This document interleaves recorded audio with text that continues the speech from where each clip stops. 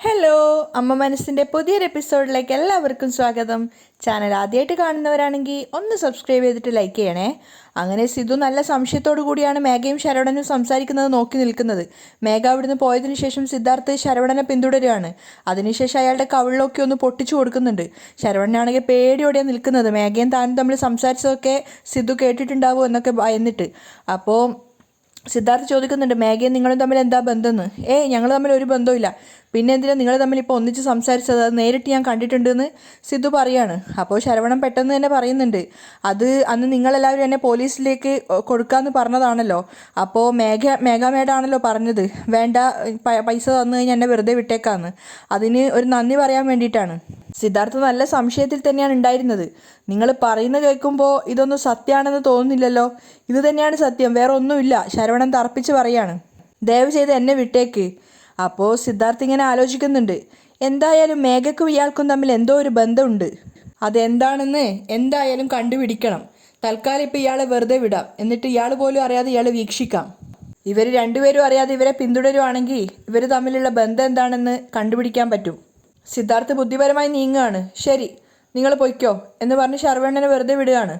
അതിനുശേഷം സിദ്ധാർത്ഥ് കാർ എടുത്തിട്ട് അവിടുന്ന് പോവുകയാണ്. ശരവണൻ മാത്രമായി അവിടെ. ആ സമയത്ത് ശരവണൻ ചിന്തിക്കുന്നുണ്ട്, എന്തായാലും ഇവൻ ഇതിനോട് തന്നെ നിർത്തുമെന്ന് തോന്നുന്നില്ല. ഇനി അങ്ങോട്ട് എപ്പോഴും എന്നെ ഫോളോ ചെയ്തുകൊണ്ടേയിരിക്കും. മേഘ പറഞ്ഞതുപോലെ ഞാൻ ഇനി കുറച്ചുകൂടി ശ്രദ്ധയോടെ വേണം ജീവിക്കാൻ. സിദ്ധാർത്ഥിൻ്റെ ഉദ്ദേശം അതുതന്നെയാണ്, ശരവണനും മേഘയും അറിയാതെ അവരെ ഫോളോ ചെയ്യുക എന്നുള്ളത്. അതിനുശേഷം സിദ്ധു നേരെ വരുന്നത് ക്ഷേത്രത്തിന് മുന്നിലായിരുന്നു. ആ സമയത്ത് ചന്ദ്രിക ക്ഷേത്രത്തിൽ നിന്ന് ഇറങ്ങി വരുന്നുണ്ടായിരുന്നു. അവളെ കണ്ട സമയത്ത് സിദ്ധു ചോദിക്കുന്നുണ്ട്, ചന്ദ്രിക ക്ഷേത്രത്തിൽ പോയിട്ട് വരികയാണോ?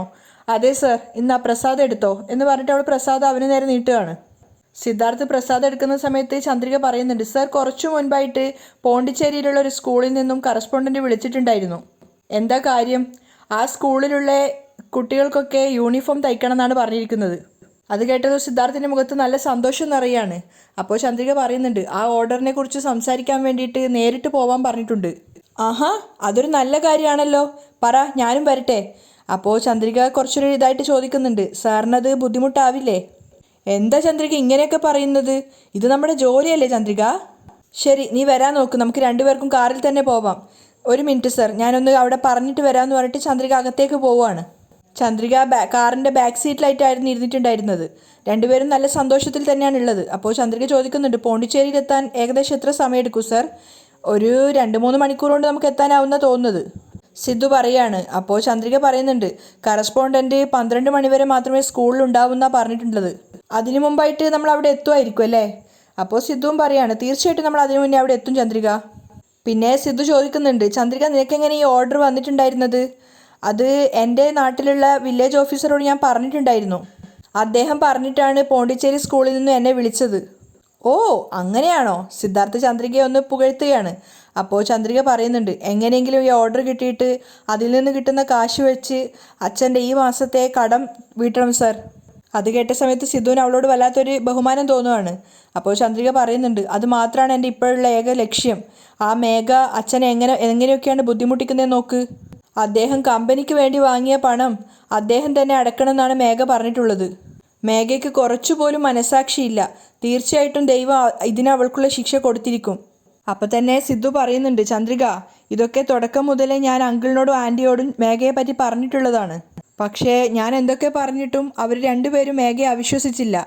എന്ത് പറഞ്ഞിട്ടും കാര്യമില്ല. അവരന്ന് ആ നഷ്ടപ്പെടുത്തിയ വാക്കുകൾക്കുള്ള ബുദ്ധിമുട്ടാണ് ഇന്ന് അനുഭവിക്കുന്നത്. മേഘയുടെ അഭിനയത്തെ അവർ യഥാർത്ഥ സ്നേഹമായിട്ട് തെറ്റിദ്ധരിച്ച് വെച്ചിരിക്കുകയായിരുന്നു. ശരി, വിട് ചന്ദ്രിക, നമ്മളെന്തിനാ വെറുതെ മേഘയെ പറ്റി സംസാരിച്ച് നമ്മുടെ മൂഡ് കളയുന്നത്?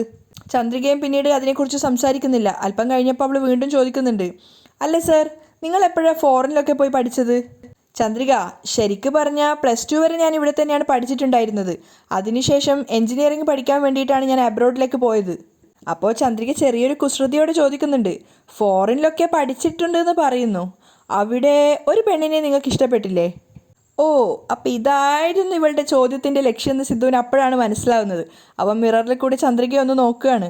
അപ്പോൾ ചന്ദ്രിക ചോദിക്കുന്നുണ്ട്, ഇനി അതല്ല ഏതെങ്കിലും പെണ്ണിനെ പ്രണയിച്ചിട്ട് ലവ് ഫെയിലർ ആയതാണോ? അത് കേട്ട സമയത്ത് ചന്ദ്രികയെ തിരിഞ്ഞു നോക്കിയിട്ട് സിദ്ധു പൊട്ടിച്ചിരിക്കുകയാണ്. എന്നിട്ട് അവളോട് പറയുന്നുണ്ട്, ചന്ദ്രിക, അങ്ങനെ എനിക്ക് പ്രത്യേകിച്ച് ആരോടും പ്രണയമൊന്നും തോന്നിയിട്ടില്ല. ഞാൻ ശരിക്കും പറഞ്ഞാൽ പഠിത്തത്തിൽ മാത്രമാണ് ശ്രദ്ധിച്ചിട്ടുണ്ടായിരുന്നത്. പ്രണയം എന്ന് പറഞ്ഞാൽ അതൊരു പ്രത്യേകതര അനുഭൂതിയല്ലേ. അതങ്ങനെ എല്ലാവർക്കും അനുഭവിക്കാൻ സാധിക്കില്ല ചന്ദ്രിക. അത് നമ്മൾ ഒരു പ്രത്യേകതര ആളുകളെ കാണുമ്പോൾ മാത്രം നമുക്ക് തോന്നുന്ന ഒരു വികാരമാണ്. അത് കേട്ട സമയത്ത് ചന്ദ്രിക പുഞ്ചിരിച്ചുകൊണ്ടിരിക്കുകയാണ്. അപ്പോൾ സിദ്ധു പറയുന്നുണ്ട്, അങ്ങനെ എനിക്ക് കിട്ടിയ ആദ്യത്തെ ഫീലിംഗ് നീയാണ്. അതിനുശേഷമാണ് ഞാൻ നിന്നെ പ്രണയിക്കാൻ തുടങ്ങിയത്. സിദ്ധു പ്രണയത്തോടെ അത് പറഞ്ഞു കേട്ടപ്പോൾ തന്നെ ചന്ദ്രികയ്ക്ക് വല്ലാത്തൊരു സന്തോഷവും അതുപോലെ തന്നെ അവനോടുള്ള പ്രണയം കൂടിക്കൂടി വരുന്നുണ്ടായിരുന്നു. അതിനുശേഷം അവർ രണ്ടുപേരും ഒരുപാട് കാര്യങ്ങളൊക്കെ സംസാരിക്കുന്നുണ്ട്.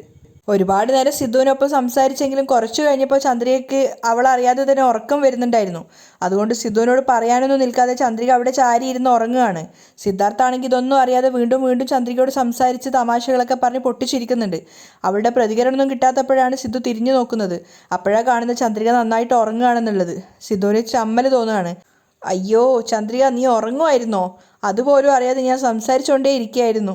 സിദ്ധു ഒറ്റയ്ക്ക് തന്നെ ചിരിക്കുകയാണ്. അതിനുശേഷം അവനൊരു കരിക്കിൻ്റെ ഒരു കട കണ്ട സമയത്ത് അവിടെ വണ്ടി വെക്കുന്നുണ്ടായിരുന്നു. അപ്പോൾ അതിനുശേഷം ചന്ദ്രികയെ വിളിച്ച് എഴുന്നേൽപ്പിക്കുകയാണ്. അപ്പോൾ ചന്ദ്രിക ഞെട്ടിയപ്പോൾ തന്നെ ചോദിക്കുന്നുണ്ട്, പോണ്ടിച്ചേരി എത്തിയോ സർ? അപ്പോൾ സിദ്ധു ചിരിച്ചുകൊണ്ട് പറയാണ്, ഇല്ല ഇല്ല, 1 മണിക്കൂർ കൂടിയുണ്ട് ഇനി എത്താൻ വേണ്ടിയിട്ട്. ഞാനിവിടെ ഇളനീർ വാങ്ങിയിട്ടുണ്ട്, വാ നമുക്ക് ഇളനീർ കഴിക്കാം. അവർ രണ്ടുപേരും അവിടെ എത്തിയപ്പോഴേക്കും അയാൾ കരിക്ക് വെട്ടി കൊടുക്കുകയാണ്. അത് രണ്ടുപേരും വാങ്ങിച്ചിട്ട് കുടിച്ചുകൊണ്ടിരിക്കുമ്പോൾ സിദ്ധു പറയുന്നുണ്ട്, ചന്ദ്രിക, ഞാനാണെങ്കിൽ സംസാരിച്ചുകൊണ്ടേ ഇരിക്കുകയാണ്, അതൊന്നും ശ്രദ്ധിക്കാതെ നീ നിൻ്റെ ഇഷ്ടത്തിന് ഉറങ്ങിക്കൊണ്ടിരിക്കുകയായിരുന്നു. അപ്പോൾ ചന്ദ്രിക ചമ്മലോടെ പറയാണ്, സോറി സർ, ഞാൻ പെട്ടെന്ന് ക്ഷീണം കൊണ്ട് ഉറങ്ങിപ്പോയി സർ, സോറി. അപ്പോൾ സിദ്ധു പറയുന്നുണ്ട്, എന്താ ചന്ദ്രിക, ഇതിനൊക്കെ എന്തിനാ സോറി പറയുന്നത്? ശരിക്ക് പറഞ്ഞാൽ ഞാൻ നിന്നെ ഹെൽപ്പ് ചെയ്യാണ് ചെയ്തത്. അപ്പോൾ ചന്ദ്രികയ്ക്ക് മനസ്സിലായില്ല. ഹെൽപ്പോ? എനിക്ക് മനസ്സിലായില്ലല്ലോ സർ. അല്ല, ഞാൻ സംസാരിച്ചുകൊണ്ടിരുന്നത് കൊണ്ടാണല്ലോ നീ ഉറങ്ങിയത്. അപ്പോൾ എൻ്റെ സംസാരം കേൾക്കാൻ താരാട്ടുപാട്ട് പോലെ തോന്നിയത് കൊണ്ടായിരിക്കുമല്ലോ ഉറങ്ങിയിട്ടുണ്ടാവുക. അത് കേട്ട് ചന്ദ്രികയും പൊട്ടിച്ചിരിക്കുന്നുണ്ട്. അതെ അതെ, അത് ശരിയാണ് സർ. ഇനി അങ്ങോട്ട് ഉറക്കം വരുന്നില്ലെങ്കിൽ ഞാൻ സാറിനെ വിളിക്കാം. സാർ എന്നോട് സംസാരിച്ചുകൊണ്ടേ ഇരുന്നാൽ മതി. അങ്ങനെ സാറ് സംസാരിച്ചുകൊണ്ടേ ഇരിക്കുമ്പോൾ എനിക്ക് നന്നായിട്ട് ഉറങ്ങാൻ പറ്റും. അപ്പോൾ സിദ്ധുവിന് മനസ്സിലായി ചന്ദ്രിക പരിഹസിക്കുകയാണെന്ന്. ഓ, ഇപ്പം നോക്ക്, എന്നെ കളിയാക്കുകയാണല്ലേ. അത് കേട്ടിട്ട് ചന്ദ്രികയും പൊട്ടിച്ചിരിക്കുകയാണ്. ഇളനീർ കുടിച്ചതിന് ശേഷം രണ്ടുപേരും കാറിലേക്ക് തന്നെ വീണ്ടും കയറുന്നുണ്ട്. വീണ്ടും പോണ്ടിച്ചേരിയിലേക്കുള്ള യാത്ര അവർ തുടർന്നുകൊണ്ടേയിരിക്കുകയാണ്. അതേസമയം മുറ്റത്ത് പ്രിയ സൈക്കിൾ ഓടിച്ചുകൊണ്ടിരിക്കുകയാണ്. അപ്പം മലർ അങ്ങോട്ട് വരുന്നുണ്ടായിരുന്നു. മലർ ചോദിക്കുകയാണ്, എനിക്കും 2 റൗണ്ട് ചവിട്ടാൻ തരുമോ? നീ ചവിട്ടിക്കോ എന്ന് പറഞ്ഞിട്ട് പ്രിയ വേഗം മലറിന് കൊടുക്കുന്നുണ്ട്. കുറച്ചു ദൂരം ഓടിച്ചതിന് ശേഷം മലർ വീണ്ടും പ്രിയക്ക് തന്നെ ഓട്ടാൻ വേണ്ടി കൊടുക്കുകയാണ്. അങ്ങനെ പ്രിയ കയറിയിരുന്ന് കുറച്ചു ദൂരം പോയപ്പോഴേക്കും അവൾ സൈക്കിളിൽ നിന്ന് താഴെ വീണ്ടും കാല് പൊട്ടുകയാണ്. മലർ വേഗം പ്രിയയെ പിടിച്ച് എഴുന്നേൽപ്പിക്കുന്നുണ്ട്. എന്നിട്ട് അവിടെ ഒരു സ്ഥലത്ത് കൊണ്ട് ഇരുത്തുകയാണ്. മലർ ചോദിക്കുന്നുണ്ട്, എന്തെങ്കിലും സംഭവിച്ചോ? ഇല്ല, ചെറുതായിട്ട് മുറിഞ്ഞിട്ടേ ഉള്ളൂ.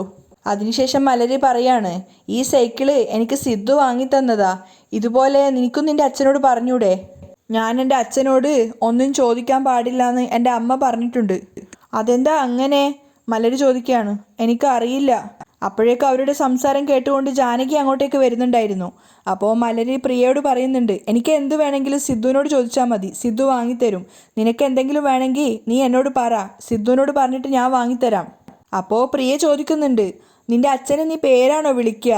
അതെന്താ നീ അങ്ങനെ ചോദിച്ചത്? അല്ല, അന്ന് നീ പറഞ്ഞിട്ടുണ്ടായിരുന്നില്ലേ സിദ്ധു നിൻ്റെ അച്ഛനാവാൻ പോകുന്ന ആളാണെന്ന്? അത് കേട്ടത് ജാനകി ഷോക്കായിട്ട് നിൽക്കുകയാണ്. അപ്പോൾ പ്രിയ മലരിനോട് പറയാണ്, അല്ല, സിദ്ധുവിനെ അച്ഛാന്ന് വിളിക്കാതെ പേര് വിളിച്ചിട്ടാണല്ലോ നീ പറയുന്നത്, അതുകൊണ്ടാണ് ചോദിച്ചത്. അപ്പോൾ മലര് പറയുന്നുണ്ട്, ഇതുവരെ സിദ്ധു എന്ന് വിളിച്ചിട്ടാണല്ലോ ശീലായത്, അതുകൊണ്ട് അച്ഛാന്ന് വിളിക്കാൻ തോന്നുന്നില്ല, ഇനി അങ്ങോട്ട് സിദ്ധു അച്ഛാന്ന് വിളിക്കാം. അതൊക്കെ കേട്ട സമയത്ത് ജാനകിക്ക് നല്ല ദേഷ്യം വരുന്നുണ്ടായിരുന്നു. അവർ ദേഷ്യത്തോടെ വിളിക്കുകയാണ്, ഏയ് മലർ, ഇങ്ങോട്ട് വാ. അപ്പോൾ മലർ വേഗം ഓടി ചെല്ലുന്നുണ്ട് ജാനകിയുടെ അടുത്തേക്ക്. അപ്പോൾ ജാനകി ചോദിക്കുകയാണ്, പ്രിയയോട് നീ എന്താ ഇപ്പോൾ പറഞ്ഞത്? മലരൊന്നും പറയാതെ തലതാഴ്ത്തി നിൽക്കുകയാണ്. സിദ്ധുവിനെ നീ എന്താ പറഞ്ഞത് എന്ന്? അത് സിദ്ധു എൻ്റെ അച്ഛനാന്ന് പറഞ്ഞതാ. ഇനി മേലാൽ അങ്ങനെയെങ്ങാൻ പറഞ്ഞാ ഒന്ന് പൊട്ടിച്ചു തരും ഞാൻ എന്ന് പറഞ്ഞിട്ട് മലരിനെ തല്ലാൻ വേണ്ടി കയ്യോങ്ങാണ്. അത് കണ്ടതും മലരും പ്രിയയും പേടിച്ച് നിൽക്കുകയാണ്. അപ്പോൾ ജാനകി പറയുന്നുണ്ട്, ഇനി മേലാൽ അച്ഛൻ എന്നൊക്കെ പറഞ്ഞാലുണ്ടല്ലോ നന്നായിട്ട് കിട്ടും എൻ്റെ കയ്യിൽ നിന്ന്. സിദ്ധു ഒന്നും നിൻ്റെ അച്ഛനല്ല, ആ മഹേഷാണ് നിൻ്റെ അച്ഛൻ. അപ്പോൾ മലര് കരഞ്ഞുകൊണ്ട് പറയാണ്, മഹേഷ് അല്ല എൻ്റെ അച്ഛൻ, സിദ്ധു ആണ് എൻ്റെ അച്ഛൻ. ജാനകി ദേഷ്യത്തോടെ നിൽക്കുമ്പോൾ മലര് വീണ്ടും പറയാണ്, സിദ്ധുവിനെ ഇനി ഞാൻ എൻ്റെ അച്ഛാന്നേ വിളിക്കുള്ളൂ. അപ്പോഴേക്കും ജാനകിയുടെ കൺട്രോൾ പോയിട്ടുണ്ടായിരുന്നു. ആ കൊച്ചു കുഞ്ഞിൻ്റെ മുഖത്തേക്ക് അവർ തല്ലുകയാണ്. മലര് വേദന കൊണ്ട് കൈ മുഖത്ത് വെച്ച് നിൽക്കുന്നുണ്ട് കരഞ്ഞുകൊണ്ട്. അപ്പോൾ ജാനകി ചോദിക്കുകയാണ്, എന്താ പറഞ്ഞത്? സിദ്ധുവിനെ നീ നിൻ്റെ അച്ഛൻ എന്ന് വിളിക്കുന്നോ? ഓക്കെ, ഇത്രയേ ഉള്ളൂ, എന്നിട്ട് നിൻ്റെ അമ്മയെപ്പോലെ അഹങ്കാരത്തോടെ സംസാരിക്കുന്നോ? അതൊക്കെ കണ്ട് പ്രിയ ഭയന്ന് നിൽക്കുകയാണ്. അപ്പോൾ ജാനകി പറയുന്നുണ്ട്, ഇനി ഒരു പ്രാവശ്യം കൂടി നിന്നെ പ്രിയയുടെ കൂടെ കണ്ടു കഴിഞ്ഞാൽ ഒന്നുകൂടെ ഞാൻ പൊട്ടിച്ചു തരും, ഇറങ്ങി പൊയ്ക്കോളണം ഇവിടുന്ന്. അപ്പോൾ മലര് നോക്കി നിൽക്കുമ്പോൾ പറയുന്നുണ്ട്, നിന്നോടല്ലേ പറഞ്ഞത് പോവാന്. അപ്പോൾ മലര് കൈ അങ്ങനെ കവിളിൽ തന്നെ വെച്ചുകൊണ്ട് കരഞ്ഞുകൊണ്ട് പോവാണ്. ആ സമയത്ത് പ്രിയ പേടിച്ച് നിൽക്കുന്നുണ്ട്. അപ്പോൾ ജാനകി പറയുന്നുണ്ട്, പ്രിയ, ഇനി എപ്പോഴെങ്കിലും നീ മലരിൻ്റെ കൂടെ കളിക്കുന്ന കണ്ടു കഴിഞ്ഞാൽ അകത്തേക്ക് കയറിപ്പോ. അത് കേട്ടതും പ്രിയ പേടിച്ച് അകത്തേക്ക് പോവാണ്. ജാനകിയാണെങ്കിൽ നല്ല ദേഷ്യത്തിലാണ് ഉണ്ടായിരുന്നത്. ആ സമയത്ത് സിദ്ധുവിൻ്റെ ഒപ്പം തന്നെയാണ് ചന്ദ്രിക ഉണ്ടായിരുന്നത്. കുറച്ചു ദൂരം കൂടി അവർ മുന്നോട്ട് പോയിട്ടുണ്ടായിരുന്നു. അപ്പോൾ ചന്ദ്രിക സിദ്ധുവിനോട് ചോദിക്കുന്നുണ്ട്, ഞാനൊരു കാര്യം ചോദിച്ചാൽ സാർ തെറ്റിദ്ധരിക്കോ? ഇല്ല, പറ ചന്ദ്രിക. അച്ഛൻ എനിക്കും കാർ ഓടിക്കാൻ പഠിപ്പിച്ചു തന്നിട്ടുണ്ടായിരുന്നു. നിങ്ങൾ കാർ ഓടിക്കുന്നത് കാണുമ്പോൾ എനിക്കും കാർ ഓടിക്കാൻ വേണ്ടി തോന്നുവാണ് സാർ. അത് കേട്ട് സിദ്ധുവിന് ഒത്തിരി സന്തോഷമാവുകയാണ്. നിങ്ങൾ എനിക്ക് ഓടിക്കാൻ തരുമോ സാർ? എന്തിനാ ചന്ദ്രിക ഇങ്ങനെയൊക്കെ ചോദിക്കുന്നത്? കാർ ഓടിക്കാൻ അറിയില്ലേ? വാ, ധൈര്യമായിട്ട് ഓടിക്കേ. സിദ്ധു കാർ സൈഡ് ഒതുക്കിയിട്ട് ചന്ദ്രികയോട് വന്നിട്ട് ഡ്രൈവിംഗ് സീറ്റിൽ ഇരിക്കാൻ പറയാണ്. ചന്ദ്രിക സന്തോഷത്തോടെയാണ് വന്നിരുന്ന് ബെൽറ്റൊക്കെ ഇട്ടതിന് ശേഷം കാർ നന്നായിട്ട് ഓട്ടുകയാണ്. എന്നിട്ട് സന്തോഷത്തോടെ സിദ്ധുവിനോട് ചോദിക്കുന്നുണ്ട്, സാർ, ഞാൻ നന്നായിട്ട് കാർ ഓടിക്കുന്നില്ലേ? സൂപ്പറായിട്ട് ഓടിക്കുന്നുണ്ട് ചന്ദ്രിക. എന്തിനാ ഇങ്ങനെ ഒരു സംശയം? അതിനുശേഷം വാച്ച് നോക്കിക്കൊണ്ട് പറയാണ്, പക്ഷേ ഇങ്ങനെ ഓടിച്ചിട്ട് പോയി കഴിഞ്ഞാൽ 12 മണി കൊണ്ട് കറസ്പോണ്ടിനെ കാണാൻ പറ്റുമെന്ന് എനിക്ക് സംശയമാണ്. കാരണം നമ്മൾ പോണ്ടിച്ചേരിയിൽ എത്തുമ്പോഴേക്ക് തന്നെ രാത്രി ആവുമെന്നാണ് തോന്നുന്നത്. അപ്പോൾ ചന്ദ്രിക ഇങ്ങനെ സിദ്ധുവിനെ നോക്കുകയാണ്.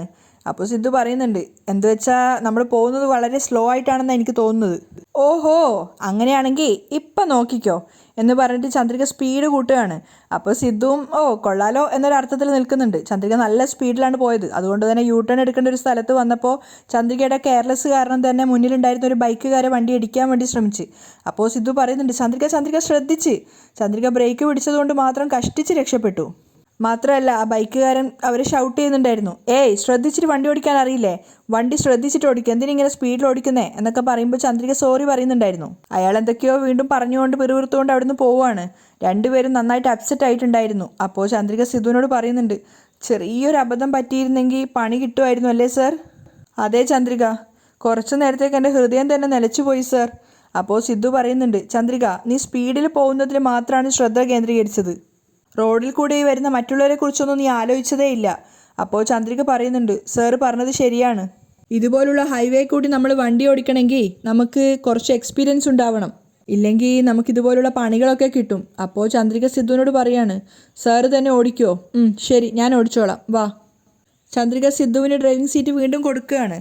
കുറച്ച് ദൂരം കൂടി മുന്നോട്ട് പോയപ്പോൾ ചന്ദ്രിക ഒരു സംശയത്തോടെ സിദ്ധുവിനോട് പറയുന്നുണ്ട്, സാർ, വണ്ടി എന്തോ ശബ്ദം ഉണ്ടാക്കുന്നത് പോലെ, ആടുന്നത് പോലെയൊക്കെ തോന്നുന്നു. അതെന്താണെന്ന് എനിക്കും മനസ്സിലാവുന്നില്ല. എന്തോ ഒരു വൈബ്രേഷൻ ഉള്ളതുപോലെ തോന്നുന്നുണ്ട്. എന്തായാലും നമുക്ക് സൈഡ് ഒതുക്കിയിട്ട് ഒന്ന് നോക്കാം. സിദ്ധു കാർ സൈഡ് ഒതുക്കിയിട്ട് നോക്കുകയാണ്. ആ നോക്കുന്ന സമയത്ത് കാറിൻ്റെ പിന്നിലുണ്ടായിരുന്ന ഒരു ടയർ ശരിക്കും പഞ്ചറായിട്ടുണ്ടായിരുന്നു. അത് കണ്ടത് സിദ്ധുവിന് ആകെ ദേഷ്യം വരികയാണ്. അപ്പോഴേക്കും ചന്ദ്രികയും കാറിൽ നിന്ന് ഇറങ്ങിയിട്ട് ചോദിക്കുന്നുണ്ട്, എന്ത് പറ്റിയതാ സാർ? ടയർ പഞ്ചറായതാണ് ചന്ദ്രിക. ഇനിയിപ്പോൾ എന്താ ചെയ്യുക? വേറെന്ത് ചെയ്യാനാ? കാറിൻ്റെ സ്റ്റെപ്പിനി ഉണ്ടല്ലോ, മാറ്റിയിടാം. എന്നിട്ട് സിദ്ധു പോയിട്ട് സ്റ്റെപ്പിനിക്ക് വെച്ചിട്ടുണ്ടായിരുന്ന ടയർ എടുക്കുകയാണ്. അതിനുശേഷം അവന് എന്തോ ഒരു സാധനം തിരയുന്നുണ്ടായിരുന്നു. അപ്പോൾ ചന്ദ്രിക ചോദിക്കുകയാണ്, എന്താ സാർ നോക്കുന്നത്? ഇവിടെ തന്നെയാണല്ലോ വെച്ചത്, കാണുന്നില്ലല്ലോ. ഇതിനകത്ത് ജാക്കി ഉണ്ടായിരുന്നതാണ്, പക്ഷേ ഇപ്പോൾ കാണുന്നില്ലല്ലോ. അതുണ്ടെങ്കിലേ ഈ ടയർ മാറ്റിയിടാൻ പറ്റുള്ളൂ. സിദ്ധു പറഞ്ഞു കേട്ടതും ചന്ദ്രിക ആകെ കുഴപ്പത്തിലാവാണ്. അയ്യോ, ഇനി എന്താ സാർ ചെയ്യുന്നത്? സിദ്ധു ആകെ ആശയക്കുഴപ്പത്തിലായി നിൽക്കുകയാണ്. അപ്പോൾ ചന്ദ്രിക പറയുന്നുണ്ട്, സാർ, നേരെ ഒരുപാട് വൈകി. ഇങ്ങനെ നേരം വൈകുകയാണെങ്കിൽ കറസ്പോണ്ടന്റ് പോകുന്ന തോന്നുന്നത്. ചന്ദ്രിക, നീ ടെൻഷൻ ആവണ്ട, നീ ഇവിടെ നിൽക്ക്. ഞാൻ അവിടെ പോയിട്ട് ഏതെങ്കിലും വണ്ടി കൈ കാണിച്ച് നിർത്താൻ പറ്റുമോ നോക്കട്ടെ എന്ന് പറഞ്ഞ് ചന്ദ്രിക അവിടെ നിർത്തിയിട്ട് സിദ്ധു പോയിട്ട് വണ്ടികൾക്കൊക്കെ കൈ കാണിക്കുകയാണ്. പക്ഷെ ഒരു വണ്ടി പോലും നിർത്തുന്നുണ്ടായിരുന്നില്ല. അവസാനം ചന്ദ്രിക പോയിട്ട് ചോദിക്കുന്നുണ്ട്, സാർ എന്താ ചെയ്യുന്നത്? ഞാൻ വണ്ടിക്ക് കൈ കാണിച്ച് നോക്കുകയാണ്, പക്ഷെ ഒരു വണ്ടി പോലും നിർത്തുന്നില്ല. സമയമാണെങ്കിൽ പോയിക്കൊണ്ടേ ഇരിക്കുകയാണ്, കറസ്പോണ്ടന്റ് പോവുമല്ലോ. അപ്പോൾ ചന്ദ്രിക പറയുന്നുണ്ട്, സാർ ഒരു കാര്യം ചെയ്യ്, സാർ അവിടെ പോയി നിൽക്ക്, ഞാൻ നോക്കിക്കോളാം വണ്ടി കിട്ടുമോ എന്നുള്ളത്. അയ്യോ ചന്ദ്രിക, ഇത്ര നേരം ഞാനും അത് തന്നെയല്ലേ ചെയ്തുകൊണ്ടിരുന്നത്, ആരും നിർത്തി തരുന്നില്ല. അപ്പോൾ ചന്ദ്രിക പറയുന്നുണ്ട്, ഞാൻ പറയുന്ന കേക്ക് സാർ, സാറ് പോയിട്ട് അവിടെ നിൽക്ക്, ഇനി ഞാൻ ശ്രമിക്കാം. ശരി, എങ്കിൽ പിന്നെ നീ ശ്രമിക്കുമെന്ന് പറഞ്ഞിട്ട് സിദ്ധു അവിടുന്ന് പോവാണ്. അതിനുശേഷം ചന്ദ്രികയാണ് വണ്ടികൾക്ക് കൈ കാണിക്കുന്നത്. ആ സമയത്തൊക്കെ അവൾ ചിന്തിക്കുന്നുണ്ട്, ദൈവമേ, 12 മണിക്കുള്ളിൽ കറസ്പോണ്ടന്റ് പോകുന്നതിന് മുന്നേ പോണ്ടിച്ചേരി എത്താൻ പറ്റണേ. ഈ കാറിൽ വരുന്നവരെങ്കിലും എങ്ങനെയെങ്കിലും ഞങ്ങളെ ഹെൽപ്പ് ചെയ്താൽ മതിയായിരുന്നു. ഒരു കാറാണെങ്കിലും മെല്ലെ പയ്യെ സ്ലോ ആയിട്ട് വരുന്നുണ്ടായിരുന്നു. അത് കണ്ടിട്ടാണ് ചന്ദ്രിക ചിന്തിക്കുന്നത്. അവിടെയാണ് ഇന്നത്തെ എപ്പിസോഡ് വൈൻഡപ്പ് ചെയ്യുന്നത്.